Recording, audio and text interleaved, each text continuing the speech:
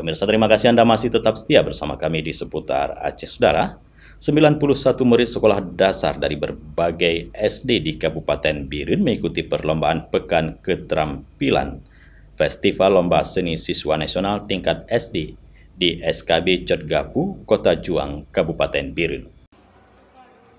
Festival Lomba Seni Siswa Nasional kali ini memperlombakan 5 cabang seni yang diselenggarakan oleh Dinas Pendidikan dan Kebudayaan Disdikbud Kabupaten Biren.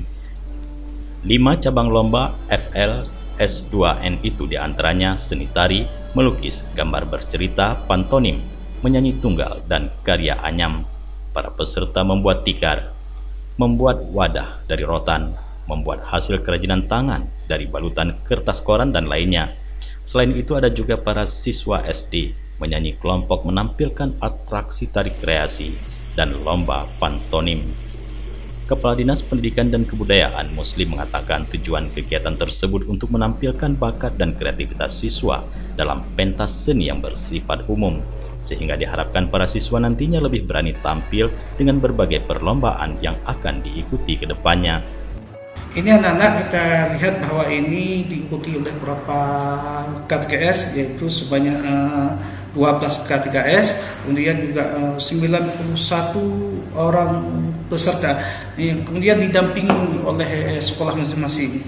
Nah, ini ada beberapa cabang tadi kita sampaikan juga, seni tari, kemudian ada gambar bercerita, kemudian ada pantomim, kemudian menyanyi tunggal, dan kriya anyam. Nah, ini tadi kita juga sudah lihat, kita sudah kunjungi bersama bahwa itu beberapa kreativitas yang dilakukan oleh anak-anak. Jadi kita bisa lihat di lokasi ya, ada yang dipertandingkan. Kita berharap ini, yang saya harapkan tadi, ini akan muncul kreasi-kreasi baru daripada anak-anak. Selain itu, Kepala Dinas Pendidikan dan Kebudayaan Kabupaten Biren juga mengharapkan dukungan orang tua, murid, agar bakat anak bangkit dan berani menunjukkan kreativitas yang dimiliki khususnya dalam bidang seni. Dari Biren, Tim Liputan Aceh TV melaporkan.